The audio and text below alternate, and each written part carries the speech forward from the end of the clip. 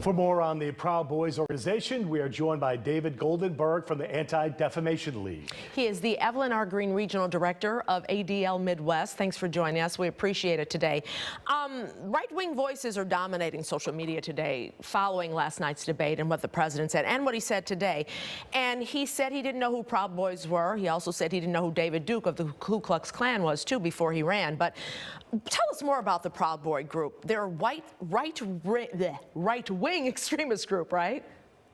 They are. Thanks so much for having me on, first of all. And so the Proud Boys really are a group of what's called the alt-right. They have been around for a number of years and have made a name for themselves of showing up at far right-wing extremist sort of rallies and also Trump rallies, typically wearing their black polo shirts and their Make America Great hat shirts, red hats. They have established strong ties with the Republican establishment. And after many years, they've essentially carved out a niche for themselves where they are more or less a right-wing fight club and sort of a self-proclaimed security force for more right-wing causes. And they're an organization, let's be clear, they are misogynistic, they are racist, they are anti-Semitic, they're xenophobic, they are anti-immigrant. And they turn to violence and intimidation as a way to sort of enforce their views on those who have different views, and typically in that case, it's been left-wing protests. David, the president, according to some of his critics, has a history of anti-Semitic remarks. The American Jewish Committee has condemned him time and again for his remarks, but at the same time, he is praised for his unwavering support for Israel. How does the ADL reconcile those comments last night, his support for Israel, and then his anti-Semitic remarks? Look, what occurred last night has nothing to do with Israel. At the end of the day, is the president was asked a simple question last night: will you denounce and condemn white supremacy?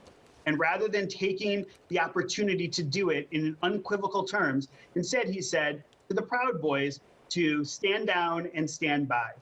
And that was not a condemnation. And what, in the end of the day, what it was essentially a call to arms. If you look at social media channels across the country and all forms, the Proud Boys have used this as a rally cry. And typically, with dog whistles, typically only the dog is the one who hears the whistle. But last night, we all heard that whistle. The world heard the whistle, heard this dog whistle from the President of the United States. The reality here is that the FBI and the Department of Homeland Security have all said that white supremacy is the greatest threat to the United States right now. And even more, we know that violence, more than 76% of all violent incidents from extremist groups have come from the far right. And white supremacist groups are the top threat there. And so when we start talking about an opportunity to condemn a violent group and an organization last night, the president didn't say it. And the president hasn't really backtracked on it. And we really want to hear, does the president condemn white supremacy? David, let me clarify what you just said. You said that the Proud Boys use that as a rallying cry, stand down and stand by? They do, and they did, and we saw it across social media channels. This is before we heard it from the president last night. No, we heard it from the president last night. And now they're using it as a rallying cry. I see, exactly. I understand. Now, the Proud Boys are a diverse group as far as ethnicity, right? They are, and they're not the typical sort of alt-right organization. They come from a lot of backgrounds, and they typically say, we're really just a guys group.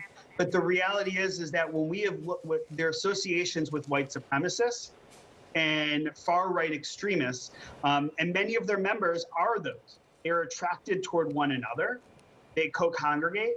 They participate in similar rallies. Should Americans be afraid, David?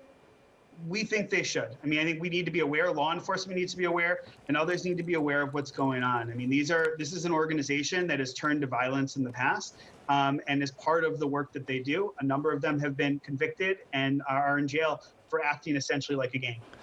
David, we thank you so much for your time, and for more information, people can always go to the Anti-Defamation League website. You take care. Thanks so much. Be safe, be well.